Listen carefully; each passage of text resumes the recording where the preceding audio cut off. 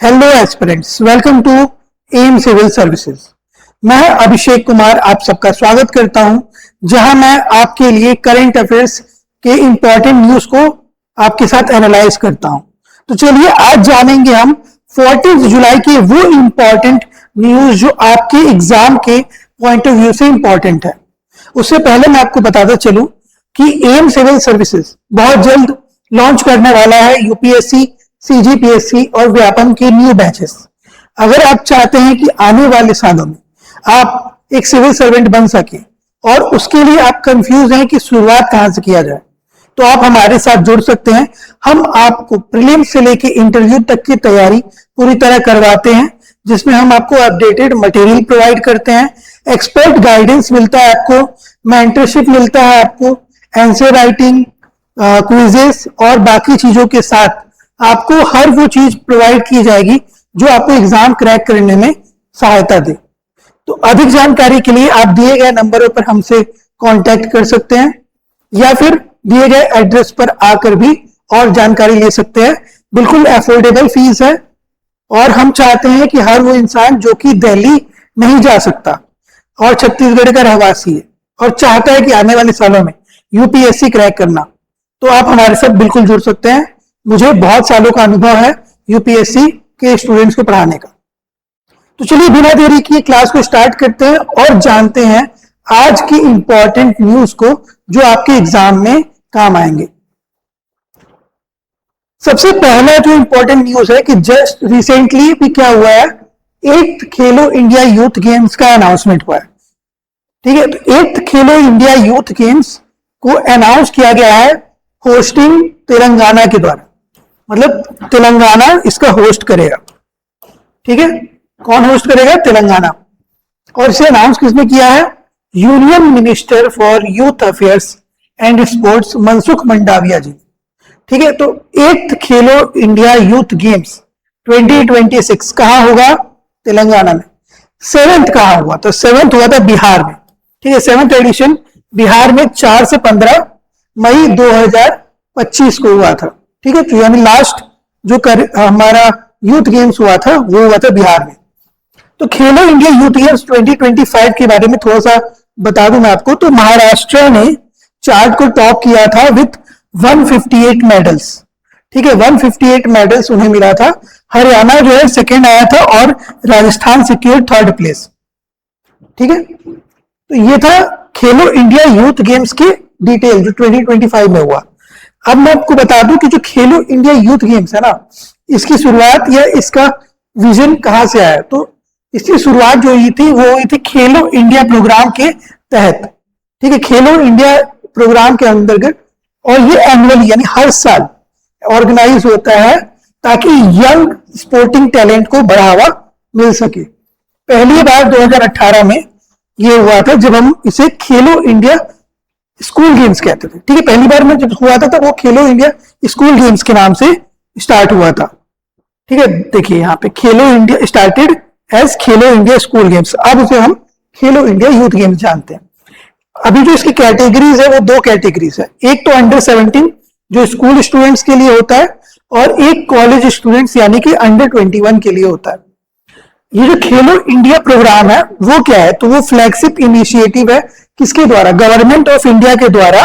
तो जो प्रमोट करेगा स्पोर्ट्स कल्चर को एमंग यूथ।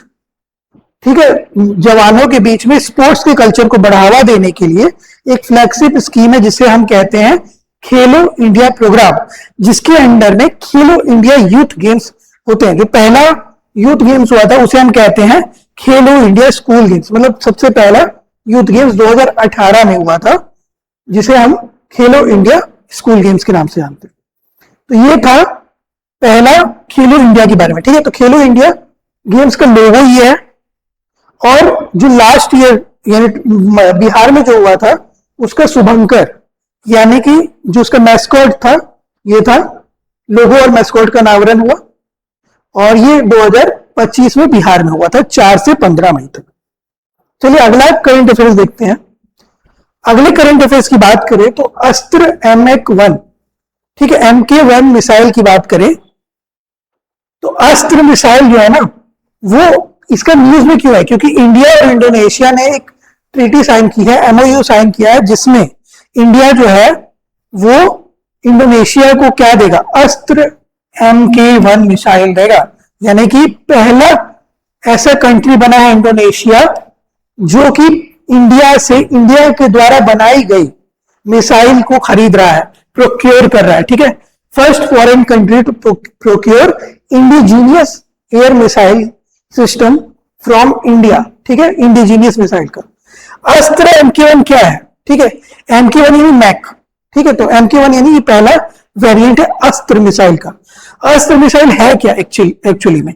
तो ये है beyond visual range air to air missile, BVRAAM। Air to air missile है, हवा से हवा में ही डिस्ट्रॉय कर देगा, जो कि एनिमी का डिस्ट्रॉय करेगा किसको? एनिमी फाइटर एयरक्राफ्ट को लॉन्ग डिस्टेंस से, विदाउट विजुअल कांटेक्ट। ठीक है, विजुअल कांटेक्ट हुए बिना ही उसे डिस्ट्रॉय कर देगा। तो beyond visual range air to air missile है। ठीक है, इसे डेवलप किसने किया? DRDO ने। ठीक है, और इसके बाद भारत डायनेमिक्स लिमिटेड के द्वारा मैन्युफैक्चर हुआ है। बनाया किसने है? तो भारत डायनेमिक्स लिमिटेड है, BDL के द्वारा। और डेवलप किसने किया है? तो DRDO ने। मतलब जो इसके आइडिया और लॉजिस्टिक थे, जो विजन था, वो DRDO का था, पर उसे प्रैक्टिकल किसने बना के दिखाया है? तो भारत डायनेमिक्स लिमिटेड ने। एयर टू एयर मिसाइल याद रखिएगा। अभी जो अस्त्र MK1 है ना, उसकी रेंज क्या है? तो उसकी रेंज जो है वो है 80 to 100 किलोमीटर। आने वाले टाइम में इसे हम बढ़ाने का प्लान कर रहे हैं, वो भी यहां दिया हुआ। देखिए, फ्यूचर वेरिएंट जो है अस्त्र MK2, ये अप्रोक्सीमेटली 200 किलोमीटर तक की मारक क्षमता रखेगा। फिर इसके बाद MK3 जो आएगा, जिसे हम गांडीव नाम दे रहे हैं, वो डेवलप हो रहा है विथ एक्सपेक्टेड रेंज। मतलब एक्सपेक्ट किया जा रहा है अराउंड 350 किलोमीटर एंड अबव, मतलब 350 किलोमीटर या उससे ज्यादा की मारक क्षमता होगी इसकी, अस्त्र MK3, जिसे हम गांडीव नाम से जानते हैं। तो जब हम MK1 की बात करते हैं, तो ये एयर टू एयर मिसाइल है, मैंने आपको बताया। इसकी जो स्पीड होगी वो होगी मैक 4.5। ठीक है, मैक मतलब जो स्पीड ऑफ एयर, जो आपकी स्पीड ऑफ बेसिकली जो साउंड होती है, उससे 4.5 टाइम्स ज्यादा। ठीक है, अब ये जो इसका जो ऑपरेशनल एल्टीट्यूड है वो टिल 20 किलोमीटर है, मतलब 20 किलोमीटर ऊपर तक वो मार सकता है।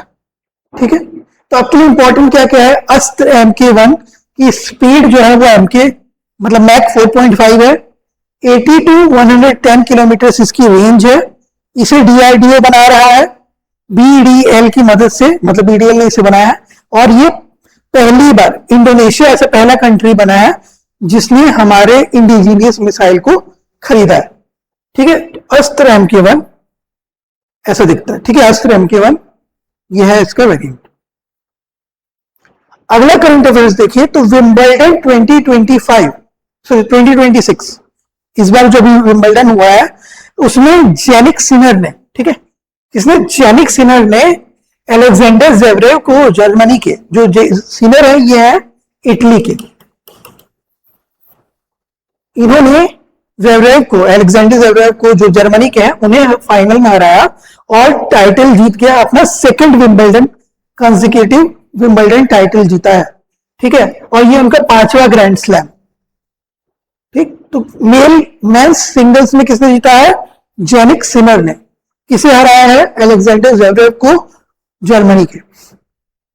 वहां दूसरी बात करें तो जो फीमेल्स या वुमेन्स का सिंगल्स हुआ था, उसका टाइटल जीता है लिंडा नोस्कोवा ने, चेक रिपब्लिक के। ठीक है, लिंडा नोस्कोवा, चेक रिपब्लिक की। हराया किसको? कैरोलिना मुकोवा। ठीक है, मुकोवा को, कैरोलिना मुकोवा को हराया है और पहला ग्रैंड स्लैम चैंपियन बनी, मतलब first time title grand slam का उन्होंने जीता है। अब ग्रैंड स्लैम की हम बात करते हैं तो ग्रैंड स्लैम साल में 4 होता है। ठीक है, 4 कौन कौन सा होता है? तो Australian open, French open, Wimbledon, यानी कि जो हम जिसे हम ब्रिटिश ओपन भी कह सकते हैं, और साथ साथ US ओपन।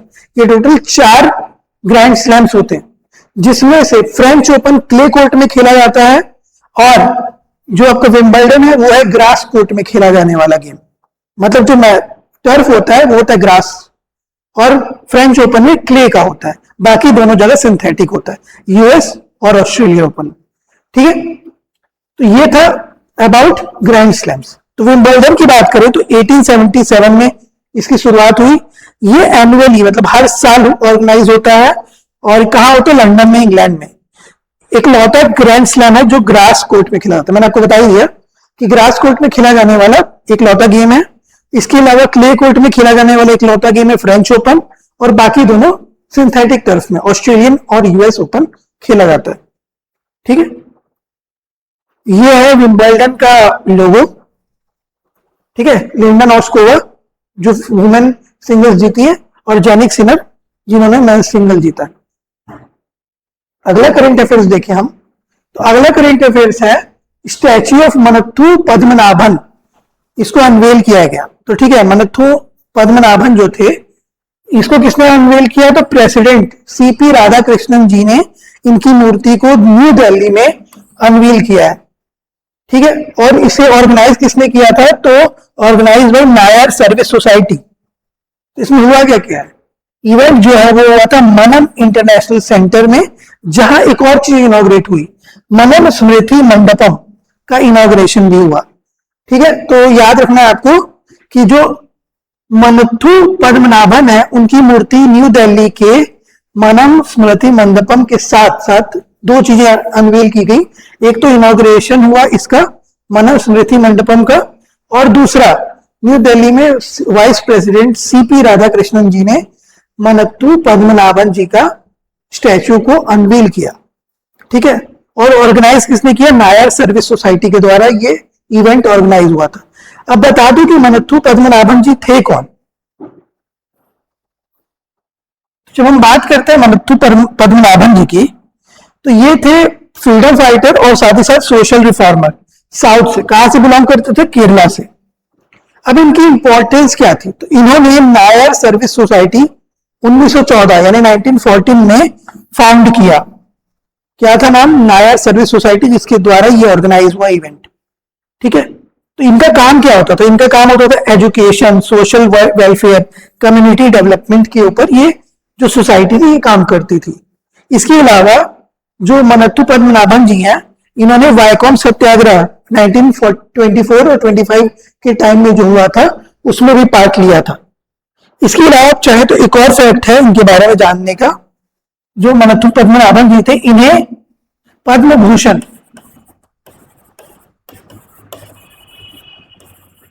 1966 में मिला, और इसके अलावा इन्हें भारत केसरी के टाइटल से भी नवाजा गया था।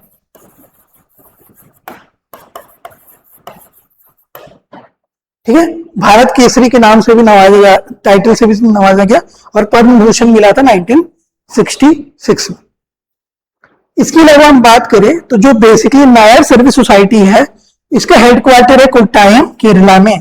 1914 में ये बनी है, किसके द्वारा? मनत्थु पद्मनाभन जी के द्वारा, मतलब फाउंडर ये थे। और इसी ने अभी ऑर्गेनाइज किया है जहां पे न्यू दिल्ली में एक स्टैचू, जिनकी पद्मनाभन जी की स्टैचू को अनवेल करवाया गया है सीपी राधाकृष्णन जी के द्वारा। ठीक है, तो ये है मनत्थु पद्मनाभन जी, सीपी राधाकृष्णन जी इनका स्टैचू को अनवेल कर रहे हैं। अगला करंट अफेयर्स देखते हैं, पीएम सूर्य घर मुफ्त बिजली योजना के बारे में। तो पीएम सूर्य घर मतलब क्या? बेसिकली सोलर रूफटॉप के बारे में बात करें। ठीक है, तो वर्ल्ड बैंक ने अभी यूएस $890 मिलियन का फाइनेंस अप्रूव किया है सपोर्ट करने के लिए पीएम सूर्य घर मुफ्त बिजली योजना को। तो बेसिकली इसका जो लक्ष्य होगा यानी एम जो होगा वो होगा कि हम एक्सेलरेट करें और अडॉप्ट करवाएं घरों को, ताकि वो लोग सोलर रूफटॉप यानी सोलर एनर्जी को अपने रूफटॉप पे लगवाएं। इससे फायदा क्या होगा? इससे फायदा ये होगा कि क्लीन एंड रिन्यूएबल एनर्जी हमें मिलेगा। ठीक है, और जो बेसिक आइडिया है वो है कि हम 10 मिलियन यानी 1 करोड़ हाउस होल्ड में रूफटॉप सोलर सिस्टम का इंस्टॉलेशन करवाएं। तो क्लीन एंड रिन्यूएबल एनर्जी के लिए, और इसका जो लॉन्च हुआ था ये हुआ था 2024 में।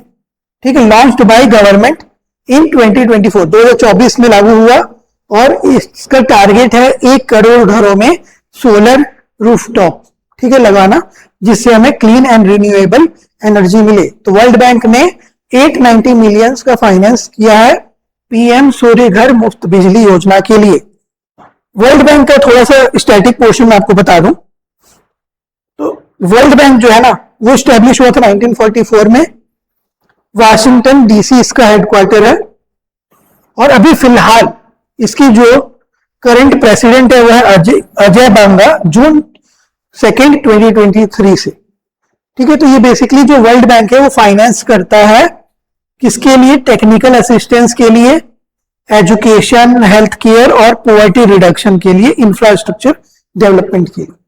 ठीक है, तो वर्ल्ड बैंक ने 890 मिलियन पीएम सूर्य घर मुफ्त बिजली योजना के लिए सैंक्शन किया है। ठीक है, यह मुफ्त बिजली योजना है, सोलर रूफटॉप की बात हो रही है। अगला करंट अफेयर्स देखें हम तो सेंट्रल विस्टा जो प्रोग्राम है, यानी सेंट्रल विस्टा जो आइडिया है रीडेवलपमेंट प्रोग्राम, उसका नाम चेंज होके अब कर्तव्य भवन कॉम्प्लेक्स के नाम से हो गया है। ठीक है, तो सेंट्रल विस्टा रीडेवलपमेंट एरिया अब कहलाएगा कर्तव्य भवन कॉम्प्लेक्स। कर्तव्य भवन क्यों? क्योंकि जो आइडिया है गवर्नमेंट का वो है लोगों के लिए काम करना, यानी कि पब्लिक सर्विस एंड ड्यूटी, जिसे हम हिंदी में कर्तव्य कहते हैं। ठीक है, तो कॉम्प्लेक्स में क्या क्या चीजें होंगी? कर्तव्य पथ होगा, ठीक है, कर्तव्य भवन होगा, जो भी और गवर्नमेंट की ऑफिशियल बिल्डिंग्स होंगी, और साथ ही साथ कॉमन सेंट्रल सेक्रेटरीट भी होगा। इसके अलावा कुछ और फैक्ट्स हैं जो आपको जानना होगा, वो है कि राजपथ का नाम बदल के कर्तव्य पथ हो गया। तो जो कर्तव्य पथ है ये बेसिकली राजपथ है। ठीक है, 2022 में इसका नाम बदला गया था और कर्तव्य पथ कर दिया गया था। इसके बाद पीएम ऑफिस कॉम्प्लेक्स, उसे बाद में सेवा तीर्थ के नाम से जाना जाने लगा 2025 में। ठीक है, पहले पीएम ऑफिस को पीएमओ कहते थे, लेकिन अब उसे हम सेवा तीर्थ के नाम से जानते हैं। ठीक है, और अभी फिलहाल इसका नाम बदल के कर्तव्य भवन कर दिया गया। ठीक है, कर्तव्य भवन कॉम्प्लेक्स। पूरा जो रीडेवलपमेंट एरिया है वो ये है। ठीक है, सेंट्रल विस्टा जो रीडेवलपमेंट प्रोग्राम है वो ये है, जिसमें पार्लियामेंट हाउस होगा, फिर बिल्डिंग्स होंगी, ठीक है, राष्ट्रपति भवन होगा, कृषि भवन, रेल भवन, अदर गवर्नमेंट ऑफिसेस, ये सारी चीजें हैं। ठीक है, ये है आपका सेंट्रल विस्टा प्रोजेक्ट। अगला करंट अफेयर्स देखते हैं तो ग्लोबल लाइवेबिलिटी इंडेक्स की बात करते हैं हम। आज का हमारा most important last current affairs. ठीक है, तो ग्लोबल लाइवेबिलिटी इंडेक्स का मतलब क्या है? जीवन के लिए, मतलब कैसे जी रहे हैं लोग, कितना बेहतर ढंग से जी रहे हैं, उसकी काउंटिंग या उसका इवेल्युएशन इस इंडेक्स में होता है। तो ये एनुअल रैंकिंग प्रोवाइड करता है क्वालिटी ऑफ लाइफ को मेजर करते हुए, खासकर मेजर सिटीज ऑफ वर्ल्ड की। ठीक है, तो इस साल 2026 में 173 सिटीज के बारे में हमने ये इवेल्युएशन किया है। ठीक है, तो इसे इवेल्युएट कौन करता है या पब्लिश कौन करता है? तो इकोनॉमिस्ट इंटेलिजेंस यूनिट EIU करती है, जिसमें इस साल जो अभी जो रैंकिंग रिलीज हुई है 2026 वाली, उसमें कोपेनहेगन डेनमार्क ने continuous consequently second time first place हासिल किया है। मतलब लास्ट साल भी वो फर्स्ट प्लेस पे था, इस साल भी क्वालिटी ऑफ लाइफ के मामले में कोपेनहेगन डेनमार्क की सिटी सबसे बेस्ट मानी गई है। इसके बाद आता है वियना ऑस्ट्रिया का जो सेकंड पे है, मेलबोर्न ऑस्ट्रेलिया का थर्ड पे। ठीक है, और हम इंडिया की बात करें तो इंडिया का जो परफॉर्मेंस है वो उतना अच्छा नहीं है। जो न्यू दिल्ली है वो 128 नंबर पे आती है, मुंबई 121 पे, चेन्नई 123 पे और बेंगलुरु 127 पे। ठीक है, यानी कि इंडिया की जो सबसे बेस्ट सिटी है वो भी 128 रैंक पे आती है, न्यू दिल्ली। ठीक है, जहां पे हम क्वालिटी ऑफ लाइफ को इवेल्युएट करते हुए कहते हैं कि अच्छी क्वालिटी ऑफ लाइफ। ठीक है, तो ये था ग्लोबल लाइवेबिलिटी इंडेक्स, जो कि इकोनॉमिस्ट इंटेलिजेंस यूनिट के द्वारा प्रकाशित या पब्लिश होता है। इसमें टोटल 30 इंडेक्स इंडिकेटर से ज्यादा होते हैं, जिसे हम 5 कैटेगरीज में, 5 कोर कैटेगरीज में डिवाइड करते हैं। इसके माध्यम से हम परसेंटाइल निकालते हैं। तो stability and safety, health care, education, infrastructure, environment and culture, ये 5 कोर कैटेगरीज है जिसमें 30 इंडिकेटर्स से ज्यादा इंडिकेटर्स को हम शामिल करते हुए इवेल्युएशन करते हैं। ठीक है, इकोनॉमिस्ट इंटेलिजेंस यूनिट EIU की बात करें तो 1946 में ये स्टैब्लिश हुआ। उसके बाद लंदन यूनाइटेड किंगडम इसका हेडक्वार्टर है और इकोनॉमिस्ट ग्रुप के द्वारा ये संचालित होता है, यानी कि जो पेरेंट ऑर्गेनाइजेशन है वो है द इकोनॉमिस्ट ग्रुप। ठीक है, तो इकोनॉमिस्ट इंटेलिजेंस यूनिट का पेरेंट ग्रुप है द इकोनॉमिस्ट ग्रुप। ठीक है, तो ये था लाइबिलिटी इंडेक्स जिसमें हम देखेंगे। तो जो टॉप 10 है वो है Copenhagen, Vienna, Melbourne, Sydney, Zurich, Geneva, Osaka, Adelaide, Vancouver और टोक्यो। आपके लिए इंपॉर्टेंट ऊपर के 3 है, चाहे तो 5 तक याद रख सकते हैं, सिडनी और ज़्यूरिख को भी याद रख सकते हैं। इंडिया में न्यू दिल्ली, मुंबई, बेंगलुरु, ठीक है, इसको याद रखने की जरूरत है, चेन्नई एंड बेंगलुरु। तो न्यू दिल्ली 120, मुंबई 121, 123 चेन्नई, 127 बेंगलुरु। ठीक है, तो इस तरह से आज का करंट अफेयर्स यहीं पे एंड होता है। उम्मीद करता हूं आपको मेरा एनालिसिस अच्छा लगा होगा। अगर ये एनालिसिस अच्छा लगा तो प्लीज लेक्चर को लाइक करें, चैनल को सब्सक्राइब करें, बेल आइकन दबा दें ताकि आने वाले नोटिफिकेशन आपको सबसे पहले मिल सके। और साथ ही साथ इस वीडियो को शेयर करें उन लोगों के साथ जो कि गवर्नमेंट एग्जाम्स की प्रिपरेशन कर रहे हैं और करंट अफेयर्स सिलेबस में इंक्लूडेड है। साथ ही साथ मैं आपको ये भी बताता चलूं कि ये जो हम क्विजेस जो बेसिकली करंट अफेयर्स हम देख रहे हैं, इसका मंथ एंड पे मैं एक मंथली क्विज लेकर आऊंगा जहां हम पूरे मंथ का इंपॉर्टेंट क्विज को समझेंगे और साथ ही साथ आपको मंथ एंड पे पूरा कंपाइल्ड मंथली एडिशन PDF आपको हमारे टेलीग्राम चैनल पे मिल जाएगा। तो वहां से आप डाउनलोड कर सकते हैं जुलाई मंथ का करंट अफेयर्स, साथ ही साथ क्विज भी हम करेंगे मंथ के एंड में। चलिए इसी के साथ इस लेक्चर को यहीं पे एंड करता हूं। तब तक आप अगले लेक्चर में मुलाकात करेंगे, तब तक अपना ख्याल रखें, पढ़ते रहें। Thank you and have a nice day.